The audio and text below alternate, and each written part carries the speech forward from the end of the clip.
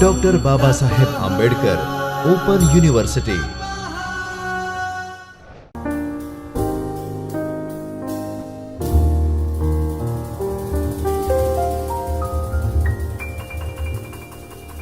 નમસ્તે વિદ્યાર્થી મિત્રો, હું જીવરાજ એમ ઝાંપડિયા ડૉક્ટર બાબા સાહેબ આંબેડકર ઓપન યુનિવર્સિટીના ચૈતન્ય સ્ટુડિયોમાં બધા જ વિદ્યાર્થી મિત્રોનું હાર્દિક સ્વાગત કરું છું। વિદ્યાર્થી મિત્રો આજે આપણે અર્થશાસ્ત્ર વિષયમાં એકમલક્ષી અર્થશાસ્ત્રમાં આજે આપણે નવા એક મુદ્દા સાથે મળ્યા છીએ અને આ નવા મુદ્દામાં આજે આપણે ભણવાના છીએ એ યુનિટમાં આપણે જે ભણવાના છીએ એ ઉત્પાદન ખર્ચના વિવિધ ખ્યાલો। વિદ્યાર્થી મિત્રો, અર્થશાસ્ત્રમાં જે આવક અને ખર્ચ આ બે વચ્ચેનો તફાવત જે છે એ તફાવત કોઈ પણ પેઢીનો નફો અથવા નુકસાનને નક્કી કરતો હોય છે। તો અને અર્થશાસ્ત્રમાં જે આપણે ભણવી છીએ એ અમુક ખ્યાલો એવા છે કે એ ખ્યાલો આપણે અર્થશાસ્ત્રને જ્યાં સુધી ભણવી છીએ ત્યાં સુધી એ ખ્યાલોને આપણે છોડી શકતા નથી અથવા એ શબ્દ આપણને દરેક વખતે એ આપણને પુનરાવર્તન થતું હોય છે। એવા જ જે આજે આપણે ભણવાના છીએ એ ખર્ચના વિવિધ પ્રકારો છે એ વિદ્યાર્થી મિત્રો અતિ મહત્ત્વના છે। તમે એસવાય ભણતા હો, એફવાય ભણતા હો કે ટીવાય ભણતા હો કે તમે ગ્રેજ્યુએશન કે પોસ્ટ ગ્રેજ્યુએશનમાં કોઈ પણ વિષયમાં તમે જ્યારે તમે અર્થશાસ્ત્રનું પુસ્તક ખોલશો ત્યારે આ ત્રણ જે ખર્ચના ખ્યાલો છે એ આપણે વિદ્યાર્થી મિત્રો દરેક સિદ્ધાંતમાં દરેક વસ્તુમાં આનો અમલ થતો હોય છે। અને આ જો આપણને ખર્ચના જે વિવિધ ખ્યાલો છે એને જો આપણે બરોબર સમજી લઈશું તો જ આપણને અર્થશાસ્ત્રના બીજા આગળના જે સિદ્ધાંતો છે એ સિદ્ધાંતો વિશે આપણને સમજ મળશે। વિદ્યાર્થી મિત્રો, ત્રણ પ્રકારના જે ખર્ચ આપવામાં આવ્યા છે એમાંથી આજે આપણે ભણવાના છીએ એ વાસ્તવિક ઉત્પાદન ખર્ચ, વૈકલ્પિક ખર્ચ અને નાણાકીય ખર્ચ। આ ખર્ચના ત્રણ પ્રકાર પાડવામાં આવ્યા છે। વિદ્યાર્થી મિત્રો, એની આજે આપણે વાત કરવાના છીએ। એમાંથી એ પહેલું મૂલ્યના સિદ્ધાંતમાં માંગ અને પુરવઠો અગત્યના પરિબળો છે અને માંગ પાછળ સીમાંત તુષ્ટિગુણ કે પસંદગીના ધોરણો રહેલા છે, જ્યારે પુરવઠાની પાછળ મહત્વનું પરિબળ સીમાંત ઉત્પાદન ખર્ચ છે। વિદ્યાર્થી મિત્રો, જ્યારે આપણે મૂલ્યના સિદ્ધાંત ભણતા હોઈએ ત્યારે માંગ અને પુરવઠામાં કયા પરિબળો, તો કે એ સીમાંત તુષ્ટિગુણ। આપણે કોઈ પણ વસ્તુની જ્યારે ખરીદી કરવી ત્યારે એ વસ્તુ શા માટે ખરીદી કરવી છે, તો કે એમાંથી જે આપણને સંતોષ મળે છે એ કેટલો મળશે એના આધારે એ વસ્તુઓની પસંદગી કરતા હોઈએ છીએ। જ્યારે આ આપણે મૂલ્યના સિદ્ધાંતમાં ભણ્યા હતા, પણ જ્યારે ઉત્પાદનનો વાત કરવી અથવા પુરવઠાની માંગ પાછળ જો હોય તો એ સીમાંત તુષ્ટિગુણ રહેલો છે અને પુરવઠાની જ્યારે આપણે વાત કરતા હોઈએ તો પુરવઠાની પાછળ જે મહત્વનું પરિબળ હોય તો એ ઉત્પાદન ખર્ચ છે। વિદ્યાર્થી મિત્રો, કોઈ પણ ઉત્પાદક છે એ એવી વસ્તુઓનું ઉત્પાદન કરશે કે એને એમાંથી મળતો જે નફો છે એ મહત્તમ નફો હોય અને એ નફો ક્યારે મહત્તમ થઈ શકે, તો જે ખર્ચ અને આવક વચ્ચેનો જે તફાવત છે, ખર્ચ કરતાં આવક એને જેટલી વધારે મળતી હોય એનો નફો એટલો વધે અને ત્યારે જ એ વસ્તુઓની એ ઉત્પાદન કરતો હોય છે। દાખલા તરીકે કોઈ પણ ઉત્પાદકને કોઈ એક એકમમાંથી એને બિલકુલ નફો મળતો જ ન હોય તો વિદ્યાર્થી મિત્રો કોઈ પણ ઉત્પાદક એ સેવા કરતો નથી। એ આર્થિક માનવી હોવાના કારણે એ જે વસ્તુમાંથી એને કંઈક નફો મળતો હોય, કંઈક એને ખર્ચ કરતાં વિશેષ મળતું હોય એવી વસ્તુનું એ ઉત્પાદન કરશે। એટલે કે માંગ પાછળ કયું પરિબળ હતું, તો કે માંગ પાછળ જે સીમાંત તુષ્ટિગુણ છે એ મહત્વનું પરિબળ છે અને જ્યારે આપણે પુરવઠાની વાત કરતા હોઈએ તો પુરવઠામાં એ ઉત્પાદન ખર્ચ એ મહત્વનું પરિબળ છે। વિદ્યાર્થી મિત્રો, ત્રણ પ્રકારના જે ખર્ચ જોઈએ એમાંથી પહેલું છે વાસ્તવિક ઉત્પાદન ખર્ચ। શ્રમ અને મૂડી પૂરી પાડવા માટે જે ત્યાગ કરવો પડે તે વસ્તુઓનું વાસ્તવિક ઉત્પાદન ખર્ચ। વિદ્યાર્થી મિત્રો, કોઈ પણ વસ્તુઓનું જ્યારે આપણે ઉત્પાદન કરવી, દાખલા તરીકે 1 કલાકના શ્રમ વડે જે વસ્તુ પેદા થાય તો એ 1 કલાકનો શ્રમ એ શ્રમને આપણે વાસ્તવિક ખર્ચ તરીકે ઓળખવામાં આવે છે. શા માટે એને ખર્ચ ગણવામાં આવ્યું છે? તો કે વિદ્યાર્થી મિત્રો, જ્યારે આપણે શ્રમ કરવી, જ્યારે આપણે મહેનત કરવી, ત્યારે આપણને એટલી આપણને માનસિક અથવા શારીરિક એટલો આપણને ત્રાસ લાગતો હોય છે, અને એ ત્રાસ લાગવાના કારણે એને આપણે ખર્ચ તરીકે ગણવી છે. તો જે એ આપણને માનસિક અથવા આર્થિક જે ખર્ચ થાય છે તેને આપણે વાસ્તવિક ઉત્પાદન ખર્ચ તરીકે, દાખલા તરીકે કોઈ વસ્તુ પાછળ 1 કલાક શ્રમ કરવામાં આવે તો એ વસ્તુઓનું વાસ્તવિક ખર્ચ કેટલું છે? 1 કલાક. કોઈ બીજી વસ્તુ પાછળ 2 કલાક શ્રમ કરવામાં આવે તો એ વસ્તુઓનું 2 કલાક એનું વાસ્તવિક ખર્ચ છે. તો કે જે વસ્તુઓના ઉત્પાદન પાછળ જે પરિશ્રમ કરવામાં આવે એ પરિશ્રમ એ વસ્તુઓનું વાસ્તવિક ઉત્પાદન ખર્ચ છે. આ ઉત્પાદન ખર્ચનો એક પ્રકાર છે. બીજો જે પ્રકાર છે એ વૈકલ્પિક ખર્ચ. તમારી પાછળ જે વિવિધ વિકલ્પો છે એમાંથી કયા વિકલ્પને તમે પસંદ કરો છો એ વિદ્યાર્થી મિત્રો આપણને આ વૈકલ્પિક ખર્ચ તરીકે ઓળખવામાં આવે. દાખલા તરીકે એક જમીનનો ઉપયોગ આપણે ખેતી પાછળ પણ કરી શકીએ અને એ જ જમીનનો ઉપયોગ આપણે ઉદ્યોગ પાછળ પણ કરી શકીએ, ઉદ્યોગ પણ એમાં બનાવી શકીએ અને ખેતી કરી અને એમાંથી પણ આવક મેળવી શકીએ. તો દાખલા તરીકે કોઈ પણ એક જમીનના ટુકડા ઉપર આપણે ખેતી કરવી છે, ઉદ્યોગનો જે એકમ છે એને આપણે જતો કરવી છે, તો એનું વૈકલ્પિક ખર્ચ કેટલું થયું? તો કે જે ખેતીમાંથી આવક થાય છે અથવા જે થવાની છે એ કેટલી થવાની? તો કે જે ઉદ્યોગમાંથી મિનિમમ મળવાની અપેક્ષા હતી અથવા જે ઉદ્યોગ પાછળ જે ખર્ચ કરવાની આપણી ઈચ્છા હતી તે વૈકલ્પિક ખર્ચ તરીકે ઓળખવામાં આવે છે. દાખલા તરીકે 2 પેન હોય અને એમાંથી તમે 1 પેન ખરીદો તો તમારો વૈકલ્પિક ખર્ચ કયો હોય? તો કે બીજી પેન તમે જે જતી કરો છો એમાં તમે કેટલો ખર્ચ કરવાના હતા તે આપણું વૈકલ્પિક ખર્ચ તરીકે ઓળખવામાં આવે છે. વિદ્યાર્થી મિત્રો, વ્યાખ્યા જોઈએ તો કોઈ એક વસ્તુનું વાસ્તવિક ખર્ચ તે વસ્તુ મેળવવા જતાં તેની પછીનો જે શ્રેષ્ઠ વિકલ્પ છે એ આપણે જતો કરવો પડે છે અને એ જતો કરેલો શ્રેષ્ઠ વિકલ્પ એ વસ્તુઓનું વાસ્તવિક ઉત્પાદન ખર્ચ તરીકે ઓળખવામાં આવે છે. જો એ જમીનમાંથી આપણે ખેતી કરવી તો ઉદ્યોગ એ આપણો વૈકલ્પિક ખર્ચ તરીકે ઓળખવામાં આવશે, અને ખેતી ન કરવી અને આપણે એ જમીનના ટુકડા ઉપર ઉદ્યોગની સ્થાપના કરવી તો એ જે ખેતી જતી કરવી છે ઉદ્યોગનો એ વૈકલ્પિક ખર્ચ એ ખેતી છે. એટલે જે આપણે ઉત્પાદન કરવામાં જે બીજી વસ્તુનો આપણે ત્યાગ કરવી છે એ વસ્તુ એ વૈકલ્પિક ખર્ચ તરીકે ઓળખવામાં આવે છે. વિદ્યાર્થી મિત્રો, ત્રીજો જે પ્રકાર છે એ નાણાકીય ખર્ચ. ઉત્પાદનના વિવિધ સાધનોના નાણાંના સ્વરૂપમાં ઉત્પાદનમાં ટકી રહેવા માટે ચૂકવવામાં આવતી બજાર કિંમતને નાણાકીય ખર્ચ તરીકે ઓળખવામાં આવે છે. વિદ્યાર્થી મિત્રો, આપણને ખબર છે કે ઉત્પાદનના 4 સાધનો છે. જમીનને ભાડું મળવું જોઈએ, એ જે નાણાં સ્વરૂપે જે એને ભાડું આપવામાં આવે તેને આપણે નાણાકીય ખર્ચ તરીકે ઓળખવામાં આવે.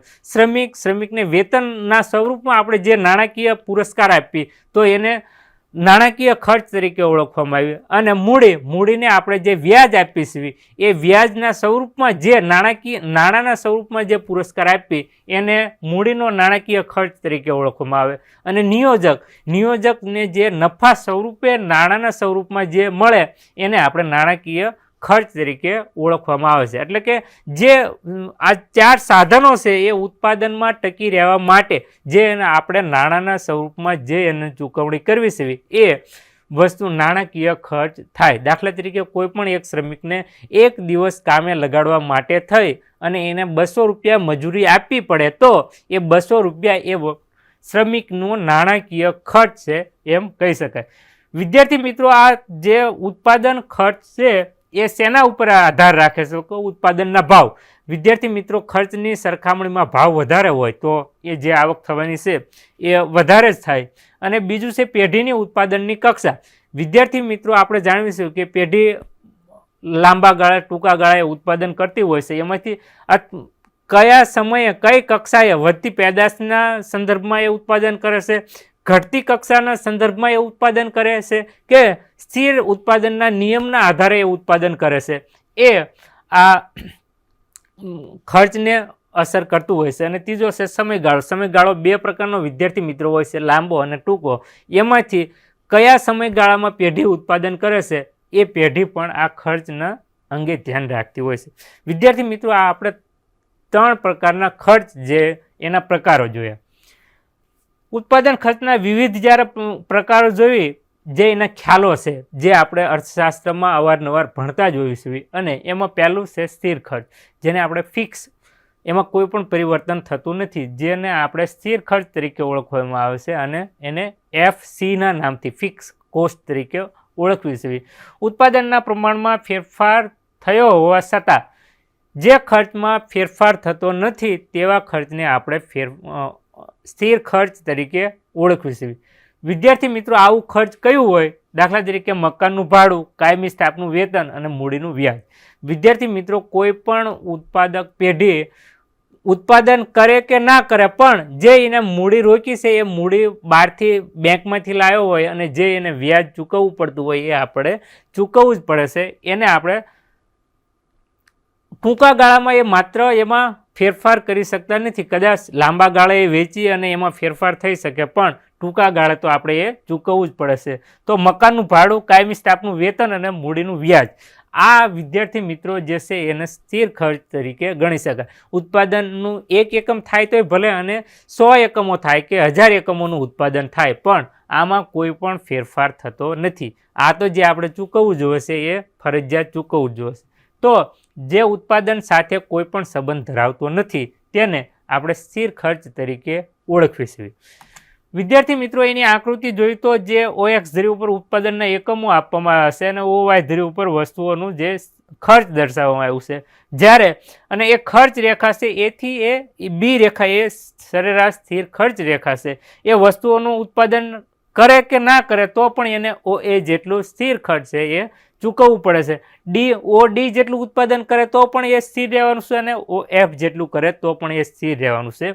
એટલે કે ઉત્પાદન સાથે કોઈ પણ સંબંધ ધરાવતું નથી. આ જોયું આપણે સ્થિર ખર્ચની આકૃતિ. બીજું છે અસ્થિર ખર્ચ, એટલે કે ઉત્પાદનના પ્રમાણ સાથે જે સંબંધ ધરાવે છે એને આપણે સ્થિર ખર્ચ. જે સંબંધ નથી ધરાવતું એને આપણે સ્થિર રાખ્યું હતું, એમાં કોઈ પણ ફેરફાર થતો નથી. અને જે ફેરફાર થાય, ઉત્પાદનના પ્રમાણ સાથે ફેરફાર થાય, તેને આપણે અસ્થિર ખર્ચ તરીકે ઓળખીશું. અને એક અસ્થિર ખર્ચને આપણે વિદ્યાર્થી મિત્રો VC તરીકે, એટલે કે વેરિયેબલ કોસ્ટ તરીકે આપણે એને ઓળખીશું. જે ખર્ચ ઉત્પાદનના પ્રમાણ સાથે બદલાતું રહે તેને કુલ અસ્થિર ખર્ચ તરીકે ઓળખવામાં આવે છે. આવો ખર્ચ કયો હોય? દાખલા તરીકે કાચો માલ. વિદ્યાર્થી મિત્રો, જે 1 એકમ વાપરવામાં જે કાચો માલ જોવે એટલો જ બીજો એકમ ઉત્પાદન કરવામાં પણ જોવે, અને ત્રીજો એકમ ઉત્પાદન કરવામાં પણ જે કાચું રો મટીરિયલ છે એ જેટલો આપણે ઉત્પાદન વધારવી એટલા જ આપણે એ કાચું મટીરિયલ પણ આપણે એ વધારતા જવું પડે છે. અને ત્યાં એવા ખર્ચને આપણે અસ્થિર ખર્ચ તરીકે ઓળખવીશું. વિદ્યાર્થી મિત્રો, એની આકૃતિ આપવામાં આવી છે. OY ધરી ઉપર વસ્તુઓના એકમો અને OX ધરી ઉપર વસ્તુના એકમો અને OY ધરી ઉપર એ આપણને અસ્થિર ખર્ચ દર્શાવવામાં આવશે અને મૂળમાંથી ઉપર જતી રેખા છે. અને વિદ્યાર્થી મિત્રો, દાખલા તરીકે પરિવર્તન ખર્ચ કોઈ પણ જ્યારે ઉત્પાદન શરૂઆતથી જ એ વધતું હોય છે અને એ આપણને મૂળમાંથી જ ઉપર જતી રેખા જોવા મળે છે. બીજું વિદ્યાર્થી મિત્રો છે એ કુલ ખર્ચ. તો કે સ્થિર ખર્ચ અને અસ્થિર ખર્ચના સરવાળાને કુલ ખર્ચ તરીકે ઓળખવામાં આવે છે. વિદ્યાર્થી મિત્રો, આ જ બાબતને આપણે આકૃતિમાં પણ દર્શાવવા. દાખલા તરીકે 10 એકમો ઉત્પાદન કરવામાં કેટલું 5 રૂપિયા જો સ્થિર ખર્ચ હોય અને 3 રૂપિયા અસ્થિર ખર્ચ હોય તો 5 અને 3 8, એ 8 રૂપિયા એ કુલ ખર્ચ થાય. સ્થિર ખર્ચ અને અસ્થિર ખર્ચના સરવાળાને આપણે કુલ ખર્ચ તરીકે, ઉત્પાદન કરવામાં જે ખર્ચ થાય છે એ બધા જ ખર્ચના સરવાળાને આપણે કુલ ખર્ચ તરીકે ઓળખવીશું. વિદ્યાર્થી મિત્રો, અહીં આકૃતિ દર્શાવવામાં આવી છે એમાંથી એક આપણને FC રેખા છે એ OX ધરીને સમાંતર જોવા મળે છે અને બીજી જે છે એ TC રેખા છે એ 200 એકમ છે એના પછી એ વધતી જોવા મળે છે. વિદ્યાર્થી મિત્રો, અહીંયા એ વસ્તુઓનું 1 એકમ ઉત્પાદન કરે, 2 એકમ ઉત્પાદન કરે કે 10 એકમ ઉત્પાદન કરે, પણ જે 200 રૂપિયા જે સ્થિર ખર્ચ છે આપણે આગળ ભણ્યા હતા એ OX ધરીને સમાંતર હોય 1 એકમ ઉત્પાદન કરે, 2 એકમ ઉત્પાદન કરે કે 11 એકમ ઉત્પાદન કરે, પણ એ સ્થિર ખર્ચમાં કોઈ પણ ફેરફાર થતો નથી અને એટલા માટે જ થઈ અને આપણને એફસી રેખા છે એ એક્સ ધરીને સમાંતર જોવા મળે છે અને એની ઉપર જે છે સ્થિર ખર્ચ અને અસ્થિર ખર્ચના સરવાળાને આપણે ટોટલ ખર્ચ તરીકે ઓળખવામાં આવે છે અને એટલા માટે થઈ અને એ એફસીની ઉપરથી દર્શાવવામાં આવી છે. વિદ્યાર્થી મિત્રો, એ જ બાબતને આપણે જે મૂળમાંથી આપણે જે અસ્થિર ખર્ચ જોયું હતું, આ બધા જ ખર્ચને આમાં સરવાળો એક જ આકૃતિમાં દર્શાવવાનો પ્રયત્ન કર્યો છે. જે આપણે અસ્થિર ખર્ચની રેખા જોઈ હતી એ વીસી રેખા છે, જ્યારે સ્થિર ખર્ચની રેખા જોઈ હતી એ આપણને એફસી આપવામાં આવી હતી અને અસ્થિર ખર્ચ વત્તા સ્થિર ખર્ચ બંનેનો સરવાળો કરવાથી જે આપણને ખર્ચ મળે છે એ ટોટલ ખર્ચ છે અને એ ટોટલને આપણે સ્થિર ખર્ચની ઉપર જે ટીસી રેખા દર્શાવી છે એ આપણને જોવા મળશે. એટલે કે આ ત્રણેય પ્રકારના જે ખર્ચ છે એ આપણને એક આકૃતિ દ્વારા આપણે જોઈ શકીશું. વિદ્યાર્થી મિત્રો, સરેરાશ ખર્ચ કુલ ખર્ચ આપણે કેવી રીતે એ મેળવી શકવી એ આપણને આપવામાં આવ્યું છે. સરેરાશ સ્થિર ખર્ચ છે એ સરેરાશ સ્થિર ખર્ચ ભાગ્યા ઉત્પાદનના એકમો. દાખલા તરીકે ઉત્પાદનના 200 એકમો હોય અને સરેરાશ સ્થિર ખર્ચ પણ 200 રૂપિયા હોય તો 200 એકમો ભાગ્યા 200 કરવી તો કે સરેરાશ સ્થિર ખર્ચ પર એકમ દીઠ સરેરાશ જે સ્થિર ખર્ચ છે એ 1 રૂપિયો આપણને જોવા મળે છે. જ્યારે સરેરાશ અસ્થિર ખર્ચ કેવી રીતે આપણને શોધી શકવી એ તો કે સરેરાશ કુલ અસ્થિર ખર્ચ ભાગ્યા ઉત્પાદનના એકમો આપણે જ્યારે કરવી ત્યારે એ આપણને સરેરાશ અસ્થિર ખર્ચ મળે છે અને એની નીચે આકૃતિ આપવામાં આવી છે. વિદ્યાર્થી મિત્રો, બરોબર ધ્યાન રાખજો, સરેરાશ સ્થિર ખર્ચની રેખા હંમેશા ઉપરથી નીચે જતી રેખા હોય છે, પણ એ ક્યારેય પણ OX ધરીને સ્પર્શ કરતી નથી અથવા એને કોઈ દિવસ છેદતી નથી. શા માટે? તો કે કોઈ દિવસ છે એ સ્થિર ખર્ચની રેખા છે એ કોઈ દિવસ શૂન્ય થાય નહીં, એટલા માટે થઈ અને એ ક્યારેય પણ OX ધરીને સ્પર્શ કરતી નથી. વિદ્યાર્થી મિત્રો, બીજી જે છે સરેરાશ એ સરેરાશ અસ્થિર ખર્ચ એટલે કે AVC આપણે જોયું, AFC અને જે સરેરાશ સ્થિર ખર્ચ જોયું અને એ હંમેશા એ ઉપર પણ ન જતી હોય અને નીચે OX ધરીને કોઈ દિવસ સ્પર્શ પણ ન કરતી હોય. આ વિદ્યાર્થી મિત્રો બરોબર ધ્યાન રાખજો કે AFC રેખા જે છે સરેરાશ સ્થિર ખર્ચની રેખા છે એ કોઈ દિવસ ઉપર પણ ન જતી હોય અને OX ધરીને કોઈ દિવસ સ્પર્શ પણ ન કરતી હોય, એટલે કે કોઈ દિવસ એ 0 થતું નથી. બીજું જે આપવામાં આવ્યું હતું એ વિદ્યાર્થી મિત્રો સરેરાશ અસ્થિર ખર્ચ એ શરૂઆતમાં ઘટે છે, એ બિંદુએ સ્થિર થાય છે અને એ બિંદુ પછી પણ જો ઉત્પાદન કરવામાં આવે તો એ એના પછી વધતું હોય છે, એ આપણને દર્શાવવામાં આવ્યું. વિદ્યાર્થી મિત્રો, શરૂઆતમાં શા માટે અસ્થિર ખર્ચ જે છે એ ઘટતું હોય છે? દાખલા તરીકે જે વધતી પેદાશના નિયમના કારણે જે શરૂઆતમાં જે સાધનનો મહત્તમ ઉપયોગ થવો જોઈએ એ મહત્તમ ઉપયોગ ન થતો હોવાના કારણે એ જેમ જેમ શ્રમિકના એકમો વધારતા જઈએ તો એક વીઘામાંથી જે અનાજનું ઉત્પાદન થતું હોય તો 10 શ્રમિક બરોબર એ એક વીઘામાંથી ઉત્પાદન લઈ શકતા હોય તો 1 એકમથી 10 એકમ સુધી જવી ત્યાં સુધી એક કુલ ઉત્પાદન વધતું હોય છે. એટલા માટે થઈ અને આ જે ખર્ચ છે એ આપણને ઘટતો હોય છે. અને બીજું વિદ્યાર્થી મિત્રો કે જે આપણે સ્થિર ખર્ચને સ્થિર ધાર્યું હતું એનો જ્યાં સુધી મહત્તમ ઉપયોગ નહીં થાય ત્યાં સુધી આ ખર્ચ ઘટશે અને એ સ્થિર ખર્ચનો જ્યારે મહત્તમ ઉપયોગ થઈ જશે ત્યાર પછી આ AVC જે છે એ બિંદુ પછી વધતું જોવા મળે છે. વિદ્યાર્થી મિત્રો, એ જ બાબતને આપણે આકૃતિમાં આ બંને જે સરેરાશ સ્થિર ખર્ચ અને સરેરાશ અસ્થિર ખર્ચને પહેલાં જે આપવામાં આવ્યું છે, પહેલી જે આકૃતિ દર્શાવવામાં આવી છે એમાં વિદ્યાર્થી મિત્રો બંને સ્થિર ખર્ચ છે, પણ જે પહેલું છે એ સ્થિર ખર્ચ છે અને બીજું છે એ સરેરાશ અસ્થિર ખર્ચ છે.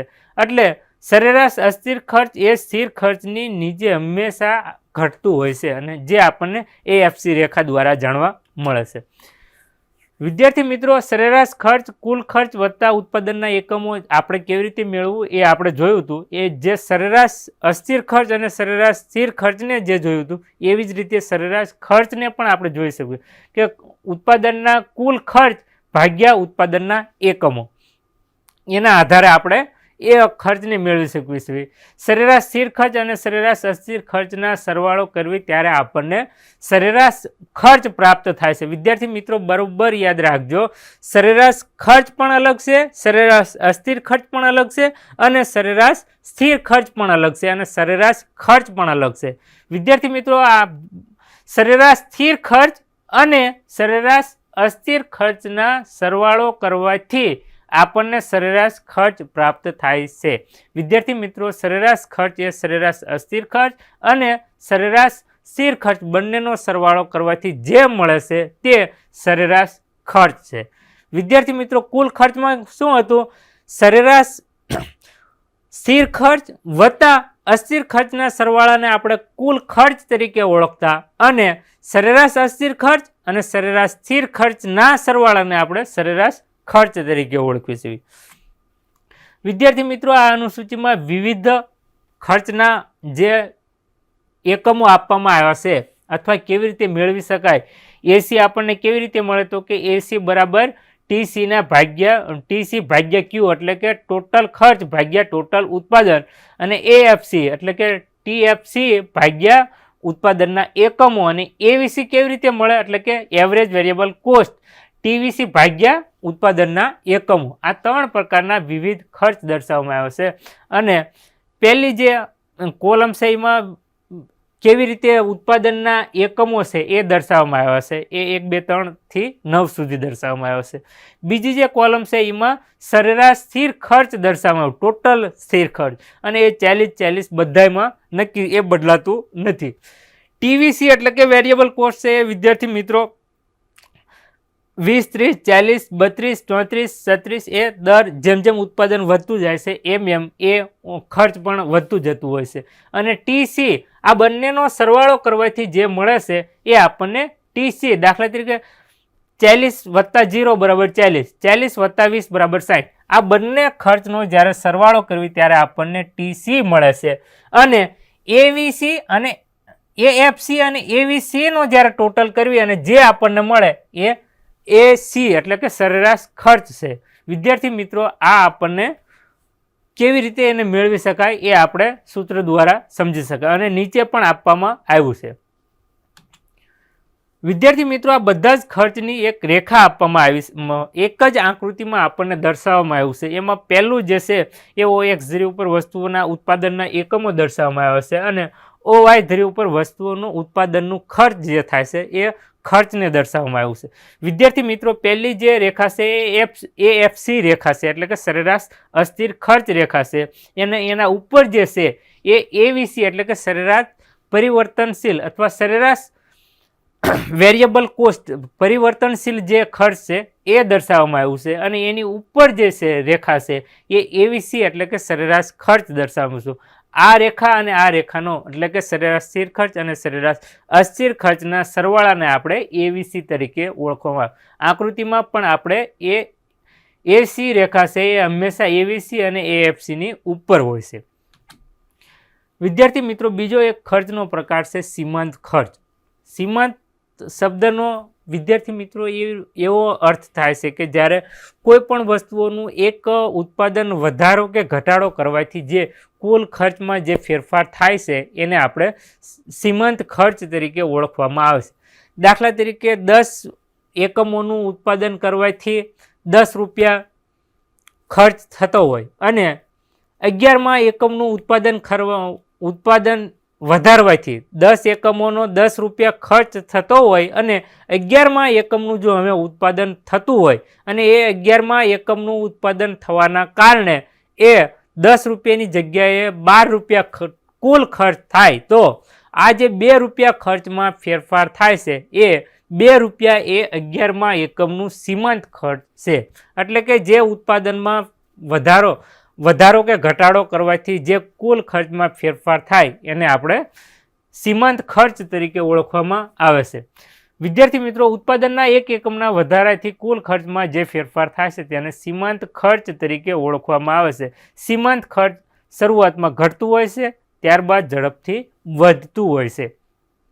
વિદ્યાર્થી મિત્રો આ આકૃતિમાં જે આપણને એમસી માર્જિનલ કોસ્ટ દર્શાવવામાં આવ્યું છે, OX ધરી ઉપર વસ્તુના એકમો અને OY ધરી ઉપર વસ્તુઓનું ખર્ચ દર્શાવવામાં આવ્યું છે. અને જે શરૂઆતમાં છે જે MC ઘટતું હોય છે અને ત્યાર પછી સ્થિર થાય છે અને ત્યારબાદ એ વધતું હોય છે. વિદ્યાર્થી મિત્રો, આ જે સરેરાશ ખર્ચ અને સીમાંત ખર્ચ વચ્ચેનો સંબંધ દર્શાવવામાં આવ્યો છે. MC અને AC વચ્ચે કેટલો તફાવત છે? તો શરૂઆતમાં બંને ઘટતા હોય છે, પછી બંને સ્થિર થાય છે, પછી બંને ખર્ચ વધતા પણ હોય છે. પણ આમ છતાં એ બેમાં થોડોક ફેરફાર એ છે કે સરેરાશ ખર્ચ જ્યારે વધતું હોય ત્યારે સીમાંત ખર્ચ પણ ઘટતું હોય છે, પણ એ ઘટવાની અને વધવાની જે સરેરાશ ખર્ચ છે એની તુલનામાં એ ઘટે છે પણ ઝડપથી અને એ વધતું પણ ઝડપથી હોય છે. વિદ્યાર્થી મિત્રો, આપણે આ ખર્ચના વિવિધ ખ્યાલોમાંથી સીમાંત ખર્ચ, સરેરાશ ખર્ચ વગેરે આપણે ભણ્યા. આમ છતાં પણ જ્યારે આપણે ખર્ચનો વિચાર કરતા હોઈએ અથવા ખર્ચના સરેરાશ ખર્ચ અને સીમાંત ખર્ચ વચ્ચેનો સંબંધ દર્શાવતા હોઈએ અથવા ઉત્પાદનના સંદર્ભમાં એ કેવી રીતે, જેવી રીતે ખર્ચના ખ્યાલો મહત્ત્વના છે એવી જ રીતે આવકના ખ્યાલો પણ મહત્ત્વના છે. પણ એ આવકના ખ્યાલો વિદ્યાર્થી મિત્રો આપણે આવતા લેક્ચરમાં ભણશું. એ લેક્ચર સુધી મને રજા આપશો. જય હિન્દ, જય ભારત. स्वाध्यायः